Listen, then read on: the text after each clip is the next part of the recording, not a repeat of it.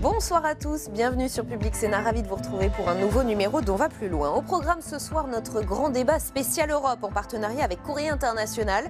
On va prendre un peu de recul sur les violences de l'acte 18 et sur la réponse de l'exécutif. Comment tout cela est-il perçu par nos voisins européens? Les images des Champs-Élysées ont fait le tour de toutes les télés. Berlin a même pris la peine de réagir officiellement, parlant de violences terrifiantes. Comment font les autres? Comment gère-t-on ailleurs les manifs qui dégénèrent? Hashtag OVPL pour réagir sur Twitter.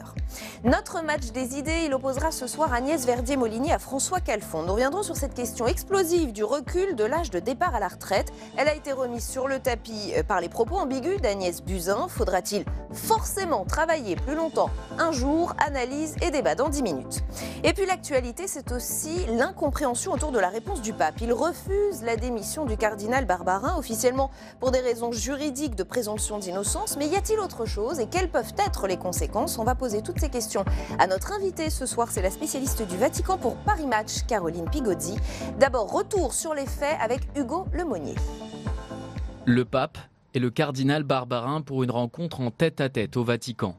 Au lendemain de leur entretien, décision surprise du souverain pontife, il rejette la démission de l'archevêque de Lyon, pourtant condamné en première instance pour non-dénonciation d'agression sexuelle sur mineurs. Il me dit, quand il y a un jugement qui va être rendu en appel, il y a la présomption d'innocence. Par conséquent, si j'accepte ta démission, ça veut dire que je reconnais que tu es coupable. Une décision inacceptable pour les victimes qui avait été reçue il y a tout juste un mois au Saint-Siège. C'est une disqualification complète du pape, de son autorité morale, spirituelle. On voit bien là qu'il n'y a aucune réelle intention sérieuse d'appliquer cette tolérance zéro. C'est-à-dire qu'il y a une dissonance abyssale entre ce qui est prôné et ce qui est fait. Le cardinal Barbarin reste donc archevêque de Lyon, mais il se met en retrait du diocèse, dont la gestion est confiée au vicaire général, le père Yves Baumgarten. Une situation nécessairement transitoire selon la conférence des évêques. Cette situation qui est là est une situation qui, à mon avis, ne peut pas durer un temps infini. Il me semble que c'est pour quelques mois que c'est possible, parce que le diocèse de Lyon a besoin d'un pasteur en propre. Un nouveau sursis pour le cardinal Barbarin, dans l'attente de son procès en appel. Et on va aller plus loin avec notre invitée ce soir, Caroline Pigozzi. Bonsoir, merci d'avoir accepté notre invitation. Je le disais, vous êtes grand reporter à Paris Match et spécialiste du Vatican, auteur de plusieurs ouvrages sur le pape. Vous aviez quasiment prédit que le pape François refuserait cette démission. J'imagine que vous n'êtes pas étonné, mais comment vous l'expliquez? Non, mais je ne lis pas dans une boule de cristal, mais je pense qu'il faut quand même penser à la psychologie du pape et pas uniquement aux faits.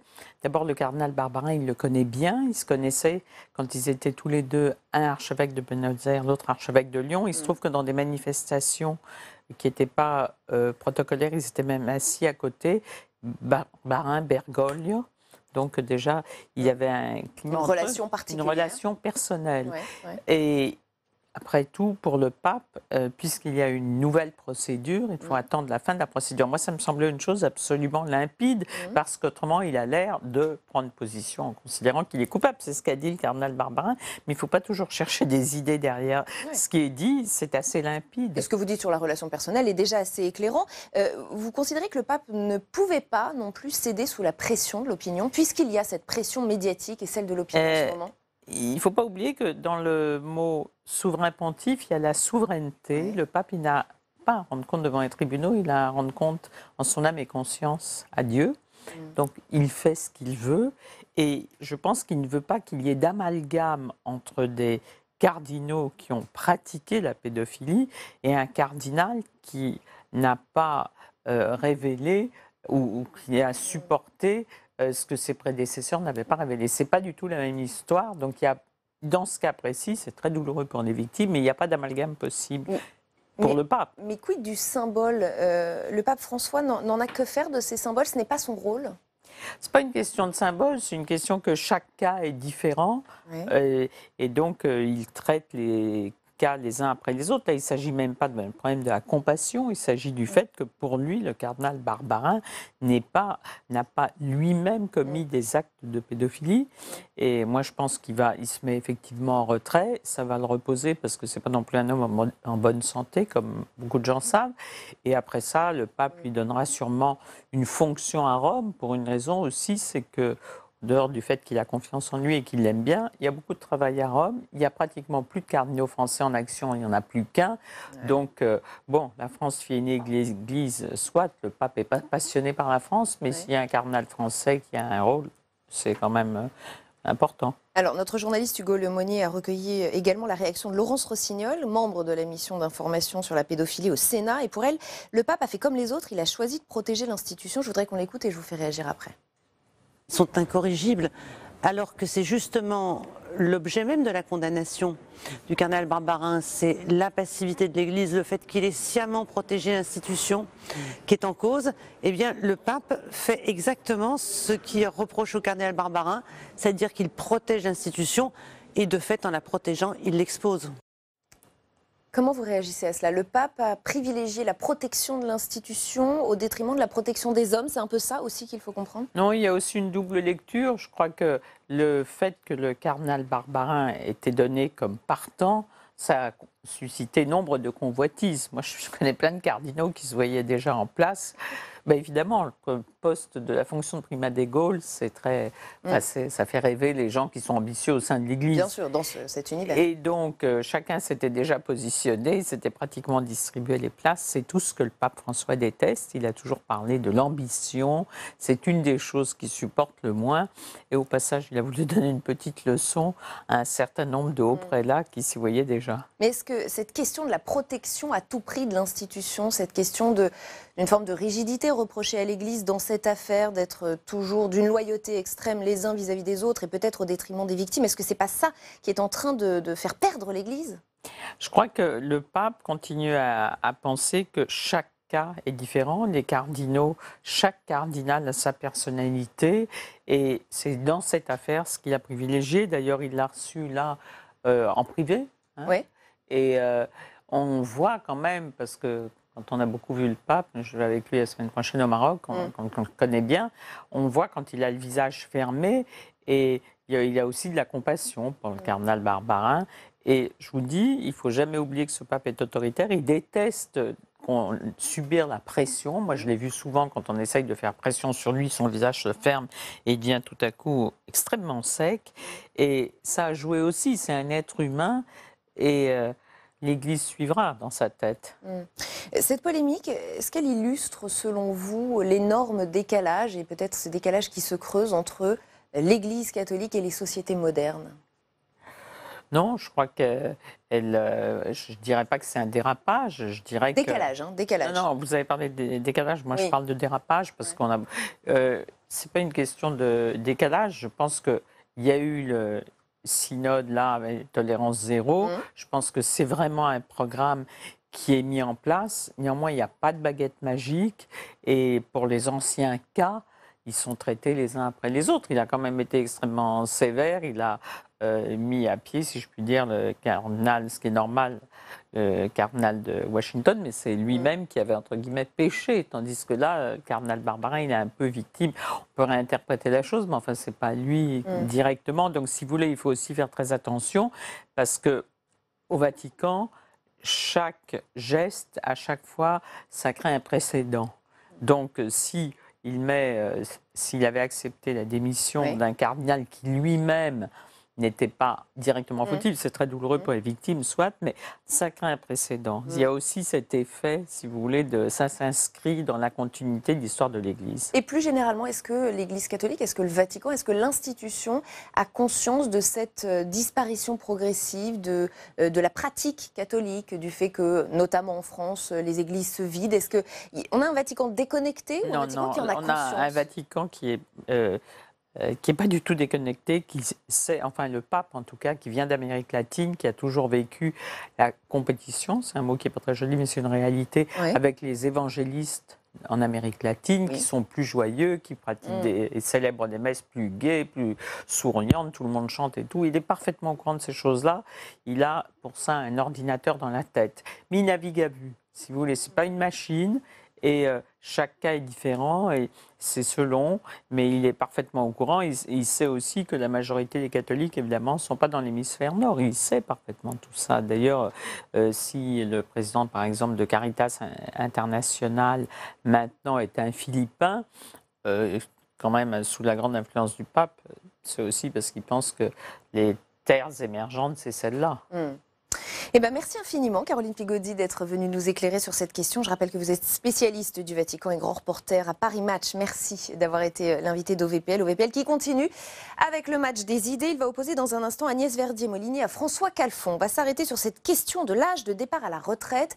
Agnès Buzyn a semé le trouble le dimanche dernier. Elle n'a pas été désavouée par ses collègues au gouvernement. Faut-il comprendre que cet exécutif va nettement rallonger la durée de travail? Est-ce inévitable? On va ouvrir le débat avec nos invités juste après ce sujet de Cécile Sixou.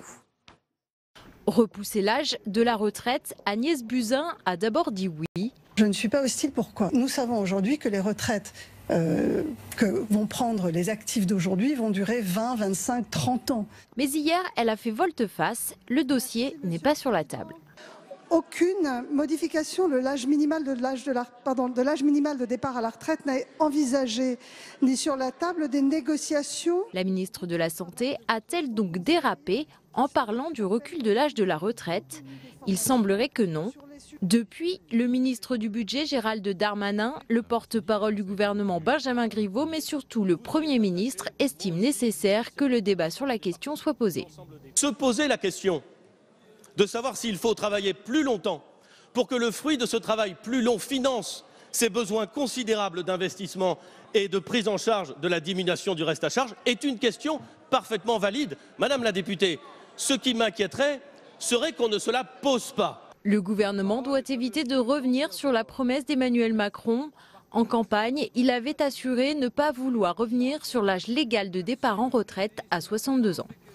Et je précise qu'un colloque se tient demain au Sénat sur les retraites. Avec nous pour le match des idées, Agnès Verdier-Molinier, bonsoir, présidente de la Fondation IFRAP, auteur de En marche vers l'immobilisme. Et François Calfon, bonsoir, conseiller régional d'Île-de-France, membre du bureau national du PS. François Calfon, vous trouvez le gouvernement ambigu? Il nous amène doucement vers une réforme finalement, c'est ce que vous vous dites en voyant... Sur les retraites, ouais. On voit bien que la réforme des retraites telle que voulue au départ, et d'ailleurs savamment masquée, il est devenu difficile finalement de la présenter dans toute sa dureté avec le contexte des Gilets jaunes. C'est de cela qu'on parle. Et compris les termes du débat ne sont pas clairs. C'est-à-dire qu'on voit bien qu'on a mis un personnage consensuel à la tête de tout ça, mais finalement les questions qui devraient être posées sur la table arrivent en catimini. Madame Buzyn a fait un aller-retour. Vous diriez que c'est un ballon d'essai? Vous diriez que c'était un test? Je pense que c'est...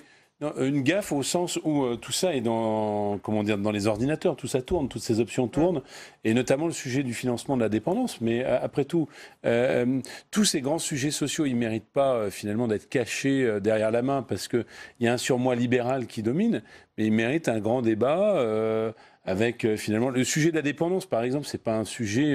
Le financement de la dépendance n'est pas un sujet dit de droite, ça concerne tous les Français.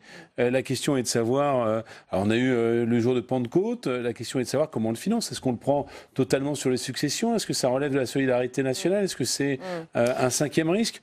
Tout ça, on pourrait en débattre de façon transparente et non pas dans l'idée, comme à chaque fois, qu'on va faire un mauvais coup aux Français.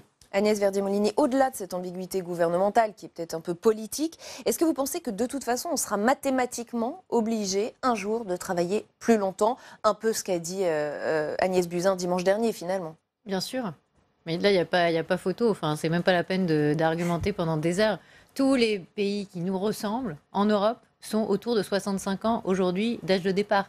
Tous les pays ont un âge effectif de départ à la retraite qui est au-dessus du nôtre. Nous sommes le pays où les personnes à la retraite passent le plus de temps pendant leur temps de pension.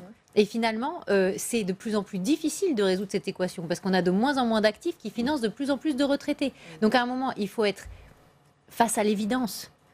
Soit, et c'est ça qu'il faut dire aux Français, on gèle les pensions pendant les prochaines années, on a un taux de remplacement qui chute. Les actifs actuellement qui cotisent et qui financent les pensions de ceux qui sont à la retraite vont se retrouver à avoir payé toute leur vie très cher, 28% de taux de cotisation sur la totalité du salaire que vous percevez tous les mois. Entre la cotisation employeur et la cotisation salariale, c'est 28%. Il n'y a pas de pays où on finance autant, aussi cher, avec une part de dépenses publiques réservée aux retraites aussi importante. Donc maintenant, c'est soit on explique ça aux actifs d'aujourd'hui, aux jeunes d'aujourd'hui qui financent, qui sont en train de travailler, qu'ils auront une moins bonne retraite et on explique aux retraités actuels qu'on va leur geler les pensions, c'est ce que déjà fait le gouvernement, hein, et vous avez vu comment ça s'est passé ensuite derrière, soit on a une vraie vision responsable du sujet, on arrête de faire de la politique, on arrête de promettre n'importe quoi aux Français, on arrête de dire que ce serait possible de retourner à la retraite à 60 ans, ça c'est faux,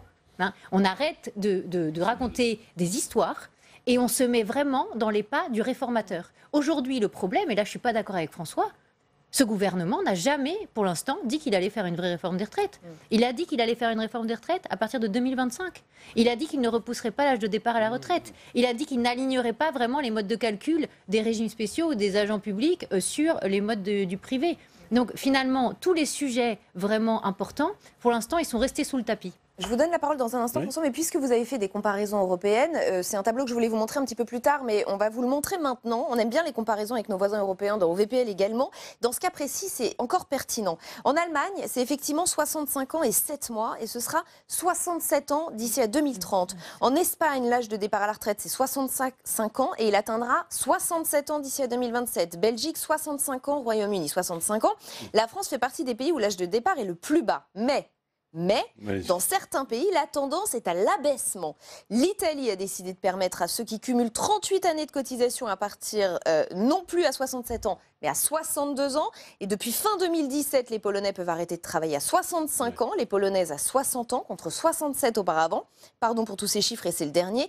Même chose au Canada depuis 2016, 65 ans au lieu de 67 ans. Alors là, il faut qu'on m'explique. Mais non, mais en fait, il y a une donnée qu'on ne présente jamais, c'est le taux d'activité et la démographie, qui est quand même une des variables extrêmement importantes, puisque dans le principe de la retraite solidaire, c'est ceux qui travaillent qui payent pour la retraite des inactifs. Ce que je voulais préciser, peut-être qu'on s'est mal compris, mais c'est que le gouvernement essaie de lancer des ballons d'essai en catimini sans poser les grands principes qui doivent fonder finalement la préservation. Mais sur la question, est-ce que mathématiquement on est obligé de travailler plus longtemps? Oui, mais je vais y répondre. Je réponds que c'est tout à fait possible, mais les grands principes qui doivent être posés, c'est 1, la préservation d'un système solidaire, 2, ce dont on a beaucoup de mal à avancer, c'est la question de la pénibilité, puisqu'il y a des négociations qui n'en finissent pas depuis des décennies entre le patronat et les syndicats sur la définition de cette pénibilité. D'ailleurs, je vous en rappelle. Et donc, on a des partenaires sociaux qui ne jouent pas le jeu forcément. Et dès lors qu'on parle de pénibilité et que finalement on traite la question des carrières longues, ceux qui ont peut-être des emplois moins pénibles et qui peuvent cumuler un emploi et une retraite doivent pouvoir travailler plus longtemps sur la base du volontariat. Ça, c'est des principes simples que tout le monde peut entendre, qui n'invalident pas le constat du fait que pour sauver notre système de retraite, il y a forcément un sujet du financement par les actifs. Et revenir à 60 ans, par exemple, vous êtes membre du Bureau national du Parti socialiste. Nous, on n'a jamais dit qu'il fallait revenir à 60 ans, parce que c'est juste pas réaliste que de le faire. La question, c'est oui à une réforme, mais de façon solidaire, en prenant en compte la pénibilité de ceux qui ont eu des accidents de la vie ou qui ont commencé à travailler à 16 ans. Ce qui est une proposition assez proche de certaines organisations syndicales réformistes. Alors, est-ce que l'allongement de la durée de vie nous laisse le choix? Non, nous dit Éric Woerth, invité d'audition publique. Et selon lui, il faut même dépassionner le débat. On l'écoute. Moi, je suis favorable à ce qu'on repousse l'âge de la retraite de façon non politique et non polémique. Il est naturel qu'à partir du moment où on vit plus longtemps, même si l'espérance de vie c'est quoi pour vous l'âge aujourd'hui? Mais l'âge, mesure d'âge, mais il faut, je crois, il faut donner 65 ans certainement. Agnès Verdier-Mollini, il y a trop d'hystérie dans ce débat, alors que finalement c'est mathématique, c'est ce que vous nous dites. Ça devrait être complètement dépassionné. L'espérance de vie augmente. On a des actifs qui, en fait, par le système de répartition, portent la dépense de retraite de ceux qui sont à la retraite. Donc on ne peut pas non plus, à un moment, trop grever finalement le reste à vivre que les actifs ont aujourd'hui. C'est toujours une question, à un moment, d'équilibre. Les Allemands ont fait le choix d'avoir un maximum de cotisation à 22%. Parce qu'ils ont dit, sinon, ça pèse trop sur les actifs. Et finalement, c'est toute la construction aussi de la vie de l'actif, c'est-à-dire les dépenses qu'il a à faire pour s'acheter un logement, etc., etc. Aussi prévoir aussi ses vieux jours, c'est le problème de tout un chacun. Eh bien, c'était trop lourd pour eux. C'est le choix qu'ils ont fait. Et le choix qu'ils ont fait de repousser à 67 ans en 2030, c'est un choix hyper responsable. Donc après, on peut tourner le sujet dans tous les sens. Ça doit effectivement pas être un sujet politique. Là où il y a un problème en France, c'est que tous nos débats se fondent sur les constats ou les prévisions du Conseil d'orientation des retraites, qui dit blanc à un moment et qui dit noir à un autre moment. Pendant la campagne, vous en souvenez, la campagne présidentielle, ils ont sorti des études qui disaient qu'il n'y aurait plus de problème de financement des retraites. Et ensuite, ils se sont dédits et ils ont dit que finalement, il y avait un problème de financement. Donc, est-ce qu'on pourrait avoir des instances aussi qui interviennent dans le débat public de manière vraiment indépendante, qui ne sont pas finalement un peu trop soumis disons, aux contraintes syndicales, parce que le corps, le Conseil d'orientation des retraites, est un organisme qui est paritaire, qui est composé des différents syndicats. Et ça, je pense que ça impacte énormément leur vision des choses. Et on l'a vu sur les comparaisons des taux de remplacement entre public et privé. Ils avaient sorti des études qui montraient que, soi-disant, il y avait les mêmes taux de remplacement, les mêmes niveaux de pension pour la même chose cotisée, ce qui était totalement faux. Donc, à un moment, le sujet des pensions est aussi un sujet fondamental parce que c'est le sujet sur lequel on peut faire le plus d'économies. Et on sait qu'on a besoin de faire des économies. C'est de l'ordre de 25 milliards d'euros d'économies à terme sur l'ensemble de la dépense publique. C'est très conséquent. C'est un tiers des économies qu'il faut réaliser dans les prochaines années. Moi, je pense que pour un peu élargir le sujet, les Français sont prêts à des efforts, parce que c'est ça le sujet. Est-ce qu'il faut faire des efforts? Oui. Mais de façon transparente, ce n'est pas le cas aujourd'hui, il n'y a aucune espèce de transparence, et de façon équitable. Ça, c'est le premier aspect des choses. Dans un débat ouvert, il y a déjà eu des débats ouverts sur cette question des retraites. La deuxième chose, pardon de le dire, et ça nous conduit peut-être à notre deuxième point au débat, c'est qu'il faut quand même une activité économique pour les 20 à 30 ans, je ne parle pas de la conjoncture à 6 mois, en France, et une croissance qui soit un peu plus soutenue qu'elle ne l'est. Parce que les deux variables, parce qu'au lieu d'avoir toujours une vision punitive des choses, c'est la démographie. Jusque-là, on était bon, on est en train de devenir très mauvais. Et c'est la croissance, c'est-à-dire pas simplement la croissance conjoncturelle, mais la croissance structurelle. Alors, donc, il n'y a pas sur le deuxième thème. La démographie, François, c'est merci la politique familiale qui a été menée par le précédent gouvernement, avec la baisse du quotient familial, par exemple, avec toutes les et je vais même vous dire une chose réformes qui peut choquer sur ce plateau, qui ont eu un impact très négatif, et on peut que le déplorer, il faut revenir là-dessus. C'est aussi les politiques d'immigration, c'est-à-dire notre capacité aussi à ouvrir sur un certain nombre de métiers qui sont en tension et que les gens ne souhaitent pas faire. Pourquoi pas par l'intermédiaire des quotas à des personnes qui veulent travailler. Ce qui a été fait en Allemagne dans la polémique a quand même permis à Mme Merkel, puisque derrière c'est la question de sa démographie absolument déplorable, finalement de soutenir un peu l'activité et l'emploi, parce que maintenant ils ont des problèmes de ressources humaines importants. C'est le deuxième thème. Déjà des sujets sur notre sol. Qui sont très clairement difficiles à gérer en termes notamment de retour à la frontière, etc. On a beaucoup de personnes qui n'ont pas le droit de travailler alors qu'ils sont présents en France. Donc, c'est peut-être pas non plus aussi simple que ça. C'est pas simple. Mais et on s'éloigne un peu. Économique, ce débat, parce qu'il faut aussi le soulever sous cet angle-là. Deuxième thème de ce match, c'est effectivement la possible embellie économique qui traverse le pays. Quelques voyants sont au vert, selon les prévisions de l'INSEE. Vous allez me dire ce que vous en pensez. Un taux de chômage qui tomberait mi-2019 à 8,7% contre 8,8% fin 2018. Une croissance française attendue à 0,4% aux 2 premiers trimestres 2019. Cerise sur le gâteau, 2019, l'Hexagone devrait afficher une croissance supérieure à la moyenne des pays de la zone euro. Et alors, chose assez étonnante, il se pourrait que la crise des gilets jaunes ait joué. Pourquoi ? Eh bien parce que d'après l'INSEE, les 10 milliards d'euros de mesures annoncées par Emmanuel Macron en décembre dernier ont eu un effet positif sur le pouvoir d'achat des Français et donc sur la croissance. Ça tranche un peu avec le discours de Bruno Le Maire hier auditionné au Sénat. Le premier impact de cette crise est un impact de court terme qui porte sur le chiffre des affaires des entreprises et sur leur perte d'exploitation. Nous avons évalué cet impact à 0,1 point de PIB pour le 4e trimestre 2018 et jusqu'à 0,2 point de PIB pour 2018-2019. Je rappelle qu'il faut toujours être très prudent sur ces évaluations, car il y a des effets de report de consommation qui sont très difficiles à évaluer. Certains consommateurs peuvent reporter de quelques semaines leur acte de consommation. Agnès Verdier-Molinier. Sur ce sujet, il y a énormément de choses à dire. Donc déjà, est-ce que c'est mieux que l'année dernière ? Si on reprend les prévisions de l'INSEE à la même date l'année dernière, on était à un acquis de croissance de 1,6 et à la fin, on n'a fait que 1,5. Donc c'est pas parce qu'on a 1,1 maintenant au même moment qu'on va faire beaucoup plus que 1-1 déjà. Hein. Attention, ne nous gargarisons pas de superbes chiffres alors que pour l'instant, on n'est que dans des prévisions. Il faut être très très prudent. Par ailleurs, est-ce qu'on est meilleur que la zone euro? Attention aussi, parce qu'il y a un sujet. C'est vrai qu'on est moins soumis en fait aux aléas économiques sur le marché, sur les commandes chinoises, ou c'est l'inverse. Enfin bon, bref, tout le caractère exogène. Mais pourquoi? C'est aussi parce que notre balance commerciale est très mauvaise. C'est-à-dire que les exportations allemandes, elles sont gigantesques. Il y a une balance commerciale formidablement excédentaire. Après, c'est vrai que quand ça tousse du côté de la Chine, eh ben, l'Allemagne, ça s'en ressent. Mais ça veut dire quoi? Ça veut dire que nous, en général, c'est un deuxième effet secondaire. C'est-à-dire que l'année d'après, nous, on a un problème de croissance et les autres sont déjà repartis. Donc, on est un peu en retard toujours, un peu sur la période qui est vécue par nos partenaires européens. Par ailleurs, sur la question finalement des gilets jaunes, sur la question de l'impact de ce qui a été annoncé par le président de la République en décembre, ce plan est intéressant. Pourquoi? Parce que l'INSEE dit deux choses. Les 10 milliards, ça a plutôt un effet positif. Mais qu'est-ce que c'est ces 10 milliards? La plupart, on ne va pas rentrer dans tous les détails, c'est des baisses d'impôts. Hein.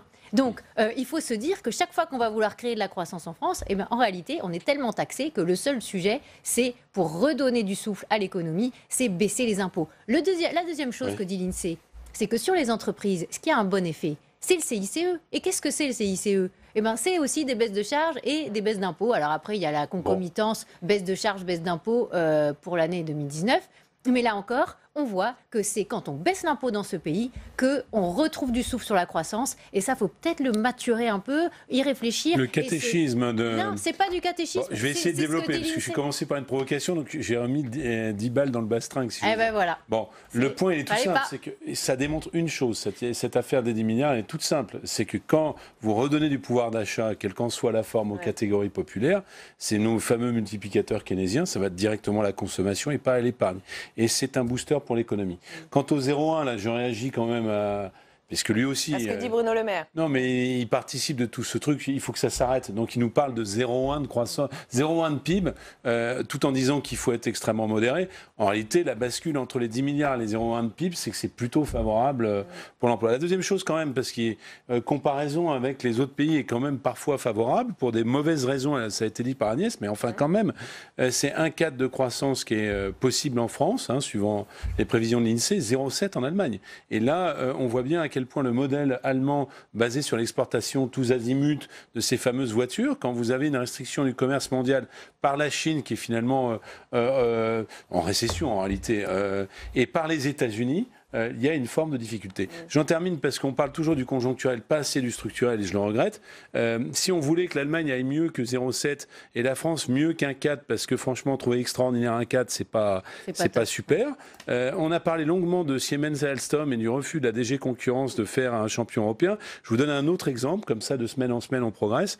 Si on voulait un champion des télécoms en Europe, il faudrait que Deutsche Telekom et Orange puissent fusionner. Mais évidemment, ça ne plairait pas à la Commission. Et donc, on aurait un champion européen, voire mondial. Ça ne plairait pas à la DG Concurrence qui nous expliquera que Orange est présent en Espagne, en Pologne, et que si on fusionne les deux, alors c'est terrible sur la concurrence libre et non faussée. Vous voulez jouer un peu le jeu de la digitalisation face aux GAFAM, avoir une offre de data center qui tienne la route, et ben à un moment donné, il faut faire des champions, parce que si chacun, on est dans notre petite logique, eh bien on fera 0,7, 1,4 de croissance avec un taux de l'euro qui est calé sur les intérêts de l'Allemagne, mais tout ça ne répond pas à la question du réarmement industriel de l'Europe. Donnons un peu de perspective à tout ça. C'est sûr qu'il nous faut une industrie beaucoup plus forte. En France, on a détruit beaucoup notre industrie. C'est vrai, par l'impôt, par la taxe sur la production, par l'impôt qui est imposé à nos entreprises qui est beaucoup plus élevé qu'ailleurs. Par l'asservissement des PME aussi, par les grands corps de l'État. Toutes les PME, les ETI qui devraient être aujourd'hui des champions pour exporter, etc., ont été énormément empêchés de se développer par le poids des taxes sur la production qui financent notamment les collectivités locales. Il faut bien le dire. Malheureusement, ça, on n'a pas le droit d'en parler. C'est 72 milliards, c'est plus de 2 fois plus que la recette de l'impôt sur les sociétés. Si je reviens à ce qu'a dit Bruno Le Maire, c'est intéressant. Il nous dit en fait, on va être un 3, un 4 de croissance sur 2019. Ils avaient quand même prévu un 7. Ils avaient prévu un 7 de croissance en 2019, en 2020, en 2021, en 2022. Là, on va avoir un petit problème quand même de trajectoire budgétaire qui va se poser à nous. Et c'est vrai qu'il y a eu un impact évidemment sur le commerce, sur le tourisme internationale, l'INSEE le dit très bien dans sa note de conjoncture, on ne peut pas le nier suite aux Gilets jaunes, mais il y a quand même un sujet, c'est-à-dire que pour l'instant, la politique gouvernementale n'a pas réussi à redonner du souffle à la croissance tel qu'ils imaginaient le faire. Et donc on voit très bien qu'on est encore en deçà des réformes qu'il faut faire. Et là, il n'y a pas 36 000 solutions. Il faut baisser la dépense pour baisser l'impôt. Et on retombe toujours là-dessus. Voilà, vous voyez à quel point la doxa libérale qui a été appliquée, donc les amis d'Agnès... Vous êtes là pour la contrebalancer, François Cazès. Très bien, mais moi, je n'ai pas de problème avec ça. Tout l'objectif de ce match. Finalement, est face à un mur, face aux problèmes structurels que vous avez très bien évoqués, qui sont le développement des filières industrielles, qui sont la présence dans l'intelligence artificielle, et qui aujourd'hui sont traités, j'ai envie de dire, de manière marginale par ce gouvernement qui devrait les traiter centralement. Dans votre fort intérieur, vous savez très bien que nos Elle fait ma psychanalyse maintenant. Que nos entreprises sont empêchées par la charge administrative, par la charge de l'impôt, et que si vous voulez les rendre compétitifs... Et la psychanalyse, c'est 10 ans. À 23% pour les PME et à 4% pour les boîtes aux bénéfices mondiaux consolidés. Il faut qu'on regarde les chiffres ce match des idées. Et c'est là que se créera l'emploi. La suite d'On va plus loin. Merci à tous les deux d'avoir été nos invités ce soir. C'est notre grand débat. #OVPL si vous avez envie, vous aussi, de réagir sur Twitter. On va revenir sur les violences de l'acte 18 et sur la manière dont l'exécutif gère la polémique. Christophe Castaner, auditionné au Sénat, a clairement mis en avant la responsabilité de Michel Delpuech, désormais ex-préfet de police. Et le ministre de l'Intérieur a évoqué un renforcement de la doctrine du maintien de l'ordre. Mais au fait, qu'en pensent nos voisins européens? Comment jugent-ils la situation et la réponse du gouvernement? Eh bien, on va ouvrir notre débat spécial Europe dans un instant après les faits de Marie Brémaud. Ce sont des images qui continuent de faire parler. Des scènes de violence, de pillage, des immeubles et des kiosques en feu aux alentours de la plus belle avenue du monde. Les Champs-Élysées saccagés par des casseurs en marge de la manifestation des Gilets jaunes. Des forces de l'ordre impuissantes, presque immobiles. Et pourtant, elles étaient en nombre. 5000 policiers et gendarmes et 6 véhicules blindés étaient déployés samedi dernier dans la capitale. Un fiasco qui fait désordre et au final, le préfet de Paris est limogé. Mais insuffisant pour enterrer la polémique. Le ministre de l'Intérieur a dû se justifier devant les sénateurs. La seule doctrine qui s'impose pour le ministre de l'Intérieur qui doit rétablir l'ordre public, c'est celle du message qui est passé à tous, celui d'utiliser la plus grande fermeté, évidemment, en respectant les doctrines d'emploi pour les armes de défense comme le LBD. Tout attroupement sera dispersé, de nouvelles unités anti-casseurs vont être créées, des manifestations seront interdites. Au sein de l'exécutif, visiblement, on réfléchit à une nouvelle doctrine du maintien de l'ordre, mais il faudra attendre encore un peu. Ce sera pour l'été prochain. Donc, et là, nous y travaillons. Et bien évidemment, cette doctrine reprendra les éléments que nous avons mis en œuvre dès le début décembre et les mesures que nous avons annoncées hier, que le Premier ministre a annoncé hier soir. Si le gouvernement insiste sur cette nouvelle doctrine, il s'agit davantage d'une évolution permanente dans la police pour finalement s'adapter à des manifestations qui, elles aussi, évoluent et demandent donc des ajustements. Et avec nous pour le grand débat spécial Europe comme chaque semaine, Éric Scholl, bonsoir, bienvenue, bonsoir. Directeur de la rédaction de Courrier International. On va justement regarder la une avec ce très beau jeu de mots. Macron, ça empire. Le président peut-il rebondir après les violences à Paris? La presse étrangère fait part de ses doutes, vous allez nous en parler. Et on va également regarder la une de votre hors-série en partenariat avec Public Sénat, avec OVPL, avec nous. Une autre Europe est-elle possible? Et Éric, on prendra 2 minutes à la fin de l'émission pour en parler. Richard Verly, bonsoir. Bienvenue, correspondant à Paris du quotidien suisse Le Temps. Christian Böhmer, bonsoir, chef du bureau de la zone Europe de l'Ouest au sein de l'agence allemande Deutsche Presseagentur. Et Anna Maria Merlopoli, bonsoir et bienvenue, journaliste au quotidien italien Il Manifesto. J'ai l'accent ce soir. D'abord, un premier tour de table sur la perception de nos voisins européens sur les violences de samedi dernier. Éric Scholl, est-ce qu'on peut dire que ça a été très médiatisé, que ça fait beaucoup parler en Europe, ou finalement pas tant que ça? On en a parlé peut-être moins que les images qu'on avait vues au 1er décembre, on se rappelle, parce que pour le coup, elles avaient extrêmement marqué. C'était des images où on voyait l'Arc de Triomphe, un symbole incroyable. Donc, depuis, la presse étrangère a quand même longtemps suivi ces Gilets jaunes. On a revu forcément, à la fois sur les réseaux sociaux et dans les journaux étrangers, ces images de violence, avec cette interrogation, mais avec la même qu'on a en France. Mais pourquoi est-ce que ça dure aussi longtemps? Et pourquoi cette violence, celle qui avait tant marqué au 1er décembre, est-elle toujours là dans les rues de Paris? Christiane Böhmer, l'Allemagne s'est quand même fendue d'une réaction officielle, officiellement exprimée. Situation terrifiante, a dit le gouvernement allemand. C'est pas passé inaperçu du côté de l'Allemagne. Oui, mais c'est très suivi, le mouvement, aussi les manifestations à Paris, notamment le week-end dernier, quand il y avait des violences. Et donc, je dirais c'est assez inhabituel qu'un gouvernement, le porte-parole de Mme Merkel réagit, parce que c'est quand même mais c'est un pays voisin, on est très liés, mais en même temps, c'est une affaire, je dirais, antérieure. C'est quand même, si le porte-parole de Mme Merkel réagit, c'est quand même grave, je dirais.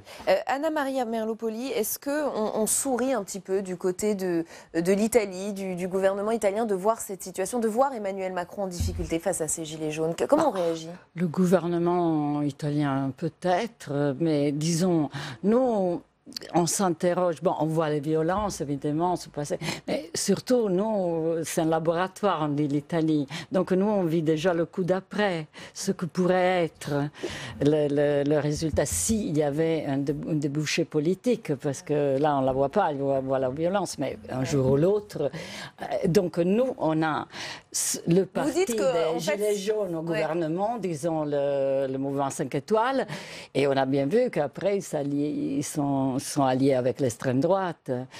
Et donc, on cherche d'analyser ça plutôt. Et ça ne réagit pas seulement en Europe, ça réagit ailleurs dans le monde. 2 exemples, l'ironie de Donald Trump, qui ne perd jamais une occasion de commenter l'actualité française. Alors, il a tweeté ceci. Comment ça marche, l'accord de Paris sur l'environnement en France? Après 18 semaines d'émeutes, des manifestants du mouvement des Gilets jaunes, je suppose que ce n'est pas si bien. Entre-temps, les États-Unis se sont classés en tête de toutes les listes relatives à l'environnement. 2e exemple, celui des manifestants algériens fâchés par l'appel d'Emmanuel Macron à une transition d'une durée raisonnable. Ça a donné des slogans comme celui-ci. Macron, la Fatma te dit, l'Algérie a déjà ses hommes. Occupe-toi de tes gilets jaunes, ou encore Macron, occupe-toi de tes affaires. Ça, c'était dans une manif à Paris.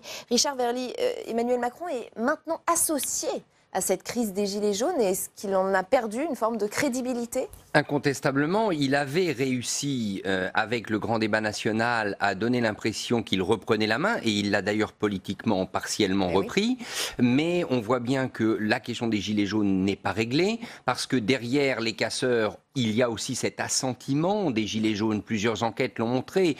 En province, ceux qui n'ont pas cassé ne voient pas d'un si mauvais œil le saccage des Champs-Élysées, parce que c'est un moyen de pression. Moi, je pense, pour compléter ce que disait Eric, qu'on est passé quand même de la stupéfaction en décembre. Là, la communauté internationale était stupéfaite de ces images, d'autant qu'il y avait eu des voitures de luxe brûlées devant des hôtels, sur l'avenue Kléber, etc. Il y avait eu l'Arc de Triomphe. Maintenant, on est quand même passé à la peur. C'est-à-dire ce sentiment que la France est peut-être dans une situation pré-révolutionnaire, qu'il y a un brasier français, et je pense que la déclaration allemande va dans ce sens. C'est-à-dire qu'on s'inquiète parce qu'on sent que les braises françaises, eh bien, elles ne sont pas, elles sont toujours rougeoyantes, et qu'à tout moment l'incendie peut reprendre. Donc oui, il y a une inquiétude.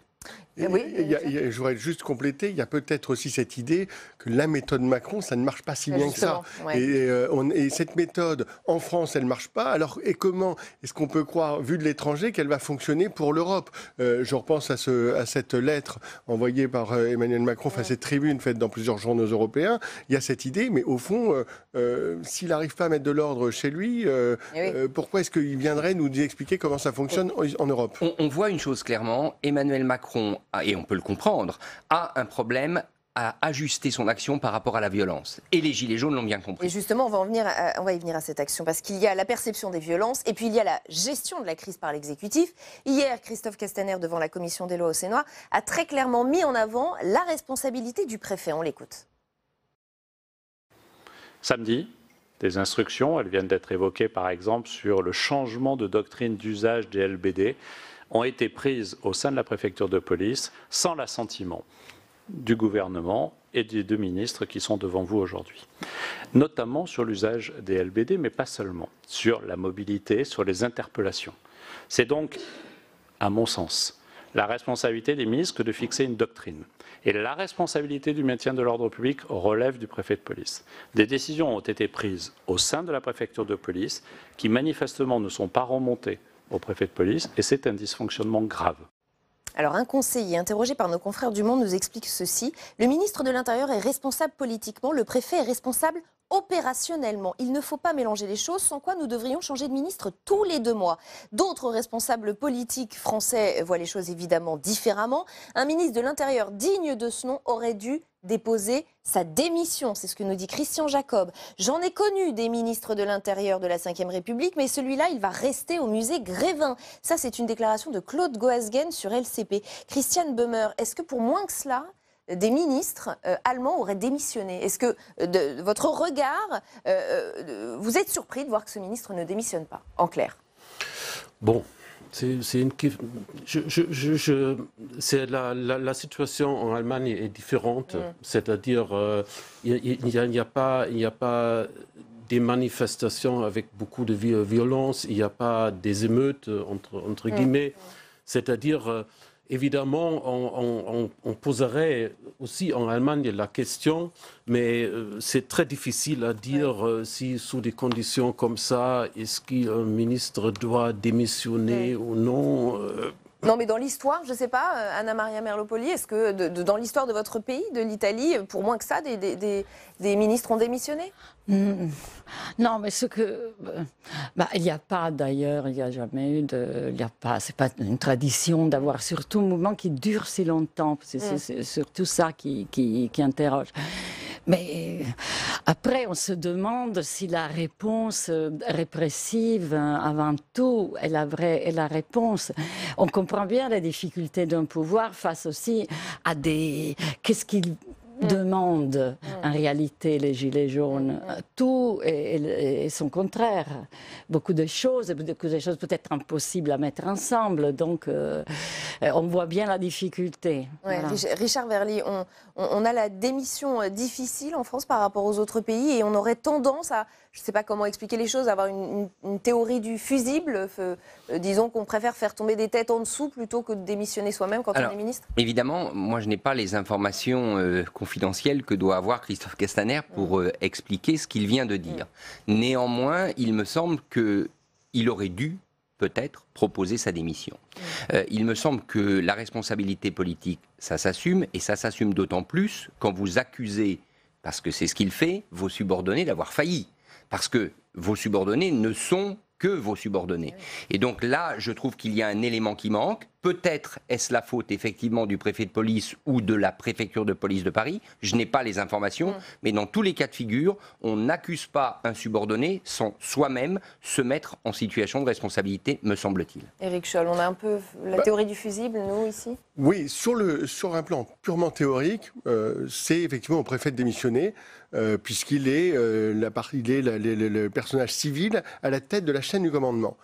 Maintenant, cette démission du préfet, elle aurait dû intervenir, je trouve, dès le 1er décembre. Enfin, c'est là où il aurait dû sauter. Et si ça s'était reproduit, on aurait dû avoir la partie politique, c'est-à-dire le ministre de l'Intérieur. Quand on regarde à l'étranger, c'est évidemment toujours un peu difficile de refaire des comparaisons, mais je regarde en Grande-Bretagne, quand il y a des erreurs, alors on ne va pas retrouver exactement le même contexte. Évidemment. Et si vous voulez, par exemple, l'année dernière, il y a un ministre de l'Intérieur, Rudenberg, qui est une très proche de Theresa May, qui avait démissionné. Pourquoi? Parce qu'on avait une révélation comme quoi elle avait des objectifs d'expulsion de migrants.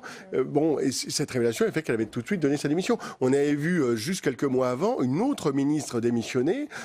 C'était la ministre du Développement international. Et on s'était rendu compte que, en fait, elle traitait un peu dans une négociation un peu secrète avec des personnalités israéliennes au moment de ses vacances en Israël. Elle avait dû démissionner. En Allemagne, on a eu d'autres démissions. Alors, c'est d'autres cas. Moi, j'ai fait comme vous. J'ai d'autres exemples. Sur des histoires de plagiat. Enfin, on démissionne beaucoup plus vite qu'en France, ça c'est sûr et certain. J'ai fait un peu comme vous et je vais vous donner un exemple. Je vais vous laisser la parole. Je suis pas 100% d'accord, parce que mais il y a quand même en Allemagne il y a la ministre des Défenses et il y a beaucoup de reproches, mais elle n'a pas démissionné. C'est-à-dire là je suis pas 100% d'accord qu'en Allemagne un ministre dans la même situation aurait démissionné. Je ne suis pas d'accord. Mais M. Zu-Guttenberg, il avait démissionné.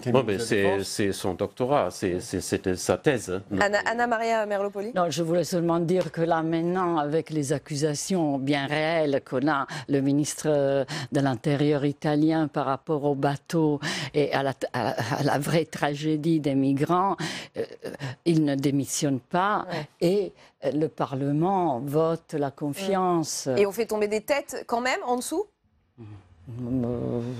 Pas spécialement. Parce que c'est la politique. Même il revendique le fait d'avoir laissé dans la détresse plus absolue les bateaux, les gens, les migrants. Oui, là, il y a quand même deux particularités dans ce cas précis. La première, c'est que c'est les Champs-Élysées à Paris. Donc c'est extrêmement symbolique pour n'importe quel pouvoir politique. Donc là, la symbolique politique, et c'est d'ailleurs pour ça que les casseurs se sont pris à cet endroit, est maximale. Deuxième élément, comme cela a été dit, le préfet de police ne venait pas d'arriver. Il était là depuis plusieurs mois, il avait été maintenu à son poste, et donc il a suivi quand même ce qui me semble être une stratégie du gouvernement. Donc encore une fois, aller dire, parce que quand même c'est ce que dit Christophe Castaner, si j'ai bien entendu, qu'il n'a pas été informé du dispositif opérationnel, qu'il n'a même pas été écouté. Dans une telle situation, ça pose vraiment question sur le fonctionnement du ministère de l'Intérieur, dont il a la responsabilité. Et à titre d'exemple toujours, parce que moi aussi je me suis amusée à regarder si ça démissionnait beaucoup ailleurs en Europe, je voudrais juste vous citer le cas de la Suède, qui est peut-être championne du monde en matière de démission de ministres. 1995, ce qu'on a appelé, peut-être vous vous en souvenez, l'affaire du Toblerone. La ministre Mona Sahlin, numéro 2 du gouvernement, démissionne parce qu'un journal révèle qu'elle a notamment acheté 2 barres de chocolat suisse avec sa carte de crédit professionnelle. 2006, la ministre du Commerce suédoise, accusée d'avoir payé au noir une nourrice, elle aussi a fini par démissionner. Et 2016, la ministre de l'Enseignement secondaire est contrôlée au volant avec 0,2 g d'alcool par litre de sang. Elle démissionne. Alors, on a bien compris que c'était des situations extrêmement différentes, mais c'est vrai qu'il y a des cultures différentes, des cultures d'autorité différentes, Éric Scholl. Oui, et puis le rapport au pouvoir. Alors là, dans ces cas cités, ce qui est intéressant, c'est que c'est plus le rapport aussi à l'argent. Et on voit que, notamment dans les pays du Nord, on ne rigole pas du tout, du tout, avec effectivement l'argent public. En Grande-Bretagne aussi, il y a souvent eu des démissions, d'ailleurs, mais pour des raisons, des scandales personnels, le scandale d'harcèlement sexuel, etc.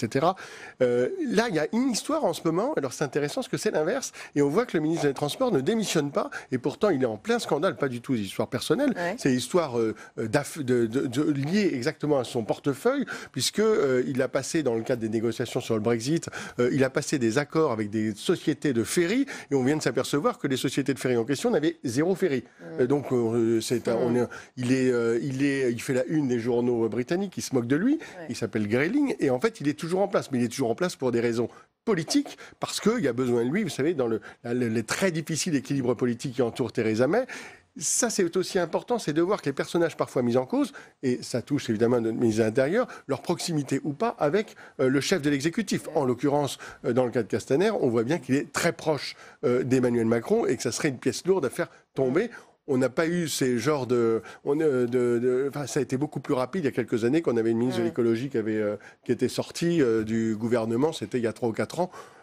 Elle n'avait pas du tout le poids politique qu'aujourd'hui, M. Castaner. Et en tout cas, cette crise est en train de modifier la doctrine française de maintien de l'ordre. Christophe Castaner parle de la renforcer. Alors, le Canard enchaîné a ironisé avec cette phrase en une. « Faites comme moi, allez au corps à corps », a écrit l'Hebdo. Le défenseur des droits, Jacques Toubon, était l'invité de Delphine Gérard tout à l'heure sur Public Sénat. Et lui considère au contraire qu'il faudrait s'inspirer d'autres pays d'Europe. Écoutez. Ma position à moi, elle est véritablement de voir comment on mène le maintien de l'ordre par rapport aux droits fondamentaux. Et j'avais dans ce rapport de janvier 2018 notamment dit, peut-être pourrait-on réfléchir à s'inspirer de certains exemples étrangers, l'Allemagne, la Grande-Bretagne, la Belgique ou l'Espagne, qui sont confrontés à des manifestations très violentes comme nous, parce que c'est l'évolution effectivement des manifestants qui sont de plus en plus violents, et peut-être faudrait-il s'inspirer d'un certain nombre de méthodes qu'ils ont appliquées. Alors justement, regardons-les rapidement, ces méthodes. On a déjà montré ce tableau lundi, mais je voudrais vous le remontrer, il est éclairant. En Belgique, le mot d'ordre, c'est désescalade, on évite l'affrontement, on négocie, on discute. En Allemagne, Christian Böhmer, vous allez peut-être nous le confirmer, on mise sur la psychologie des foules. Du coup, on informe, notamment par le biais de haut-parleurs et d'écrans sur des véhicules qui parcourent les cortèges. En Suède et aux Pays-Bas, priorité à la communication avec des agents de liaison. Et au Royaume-Uni, on suit la doctrine du kettling, c'est-à-dire l'encagement. Les forces de l'ordre encerclent et isolent les groupes qui posent problème. Christian Böhmer, comment on fait pour gérer? Quelle est la doctrine du maintien de l'ordre en Allemagne? Moi, je suis ici, je ne suis pas un expert de la politique antérieure en Allemagne, parce que ça change aussi. Mais il y avait des gros problèmes. Il y avait le grand sommet où il y avait M. Trump à Hambourg, c'est pas trop loin. Et il y avait une situation de sécurité très très tendue. C'est-à-dire, moi j'ai toujours un peu de problème avec les comparaisons comme ça, qu'on dit notamment au nord, dans les pays du nord, c'est mieux parce que c'est... là, c'est le défenseur des droits qui le dit. Mais en même temps, ce qui est intéressant, vous faites allusion à ce qui s'est passé à Hambourg au moment du G20, du G8, mais ce qui s'est passé à Hambourg précisément, c'est très intéressant parce que c'est le Land qui a pris la main sur les opérations de police et le Land ne fait pas du tout ce qui se fait au niveau fédéral. Donc n'a pas suivi ce que vous montriez tout à l'heure, cette tactique de désescalade. Et il y a quand même aujourd'hui des travaux qui se font au niveau européen, beaucoup de travaux qui se font et qui vont tous à peu près dans le même sens, c'est-à-dire celui de la médiation, de la communication et la désescalade, ce que raconte plutôt assez bien le rapport Toubon. Parce que votre pays, l'Allemagne, a quand même connu des affrontements importants. On n'est pas les seuls à avoir eu des manifestants ultra-violents. Il y a eu des groupes d'extrême gauche, il y a eu l'AfD à un moment qui manifestait dans la rue, il y a eu de l'extrême droite. Évidemment. Donc c'est les pays voisins. C'est une situation différente parce qu'il n'y a pas des manifestations et des violences, je dirais, tous les samedis. C'est-à-dire, c'est quand même une situation ici... trop particulière pour mériter comparaison. Anna-Maria Merlopoli. J'espère qu'ils ne vont pas prendre modèle sur l'Italie, ce que s'était passé à l'époque quand le ministre intérieur était fini, là, disons, nouveau descendant du fascisme, là, à Gênes, où il y avait eu un mort, où c'était effectivement, dans ce cas-là, par exemple, ce qu'on dit aussi un peu ici, c'était la police, la violence de la police qui avait généré une violence des manifestants, après qu'on ne voyait pas, parce qu'après il y avait eu une répression aussi, beaucoup, il y a encore des procès en cours, il y a eu, et aussi des remboursements. Et ça avait modifié la doctrine de maintien de l'ordre? Là, avait créé une telle polémique parce qu'un jeune homme avait été tué, et après il y avait eu une répression féroce pendant la nuit, des gens qui dormaient dans le sac par terre dans une école, c'était impressionnant. Le jour d'après, il y avait des traces de sang sur les murs. C'était vraiment un contre-exemple. Je ne pense pas que M. Castaner va se mettre. Oui, pardon. Je pense que là.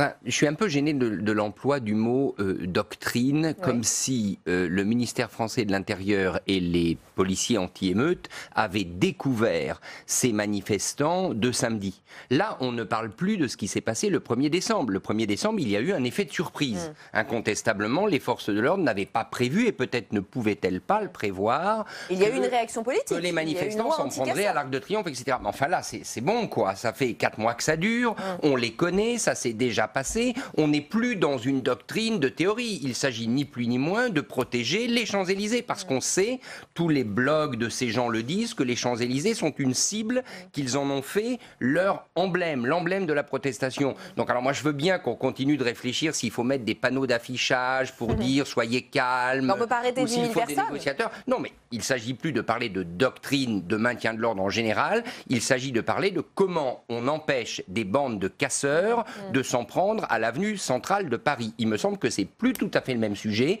et que là, pour le coup, on peut dire qu'il y a eu un échec du gouvernement, du ministère de l'Intérieur et des forces de police. Et certains commencent à craindre que ces Gilets jaunes, ce mouvement des Gilets jaunes, pas eux en particulier évidemment, mais commence à donner naissance à des groupes comme on a connu dans l'histoire, je pense aux Brigades Rouges dans les années 70. Qu'est-ce qu'il faut penser de cela? Est-ce qu'il faut craindre cela, Éric Scholl?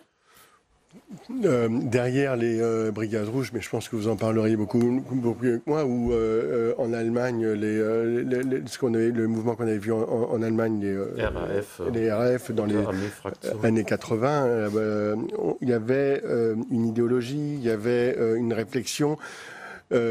D'ailleurs qu'on n'a pas retrouvé en France, parce qu'en France on n'a pas eu, il y a eu cette tentation à la fin des années 70, au début des années 70 de passage à la violence, mais finalement il n'a pas eu lieu, même s'il y a eu des violences dans la rue, mais on n'a pas eu ce passage au terrorisme qu'on avait vu dans les autres pays. Aujourd'hui, si on essaye d'y voir clair dans les réclamations des Gilets jaunes, on ne voit pas non plus un fond d'idéologie. On a quand même l'impression que tout ça, c'est une énorme amalgame de beaucoup de frustration, de beaucoup de colère, mais il n'y a pas derrière, je ne crois pas, enfin, ou peut-être que je me trompe, je ne vois pas la naissance d'un courant politique, on verra, mais en tout cas idéologique, je ne crois pas. Christiane Böhmer, est-ce qu'on a, j'imagine que oui, et vous allez nous le dire, des groupes comme les Black Blocs, nous en France, comment ça se manifeste pour les téléspectateurs qui nous regardent ? Oui, mais je crois que c'est aussi les images, comme on a dit, hein, le dernier week-end et aussi avant, c'est très suivi en Allemagne. Et donc, je crois qu'il y a... Vous avez demandé s'il y a un risque d'un nouveau terrorisme. Moi, personnellement, je ne crois pas à ça, mais je crois qu'il y a un risque permanent, je crois, de violence et d'une, si on veut utiliser le terme guerre civile déclarée ou non déclarée, je ne sais pas. Et donc il y avait, je crois toujours cette menace, mais je crois que c'est quelque chose qui pourrait arriver dans une manière ou dans une autre. C'est-à-dire que ça continue et sans solution. Richard Verny ? Il y a quelque chose qui est en train de se passer, c'est ce que j'essayais de dire tout à l'heure, c'est-à-dire que ces commandos, parce qu'on a affaire à des commandos organisés, vous avez vu les images, ce sont des gens organisés, ils se saisissent des palissades pour se protéger, etc. Il y a maintenant une avant-garde violente de ces mouvements de protestation. C'est une réalité.